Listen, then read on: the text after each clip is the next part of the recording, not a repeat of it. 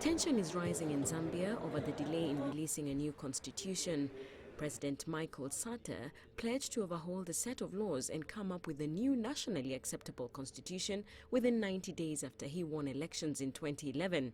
In line with this pledge, a technical committee was set up to work on a draft, but President Sata has been accused of delaying its release due to a proposal to curb powers of the president, according to a document leaked to a local publication earlier this year. The proposal also demands that a candidate secures at least 50% of the vote to be elected. Overwhelmingly, the people have spoken, so why stop them? Why stop them? Because we know the current constitution is faulty, and that was acknowledged by the president himself, by the Patriotic Front Party. So what has changed now that they are in power? That we are not even allowed to discuss it.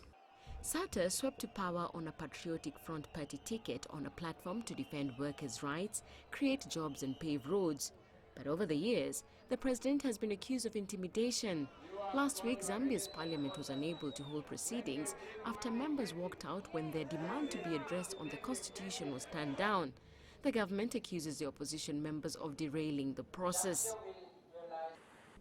These are the same groups of stakeholders who preach democracy and the rule of law to our people when it suits them. Until a new constitution is enacted, our three arms of government, that is the executive, the judiciary and the legislature, still rest on the provisions of the current constitution. The opposition on its part accuses the government of deliberately stalling the constitution's release in the interest of those in power. Basic civil liberties, freedoms of speech, to hold a conscience under the PF leadership is a crime. Citizens get detained for simply exercising their basic human rights. This is unacceptable. This is why we would like to bring about the new constitution and use the new constitution as a basis to bring about good governance, to bring about the rule of law, and also separation of powers. On the streets of Lusaka, calls for a new constitution are mounting. The people of Zambia were promised a new constitution by the PF government.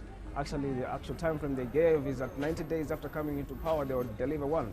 Now it's almost 3 years now since they've been in power and nothing has come out so far. That this country needs a new constitution because of quite a number of things that are happening in the country now that need to be changed through the constitution. Zambia is expected to hold national elections in 2016. Mwongeli, CCTV.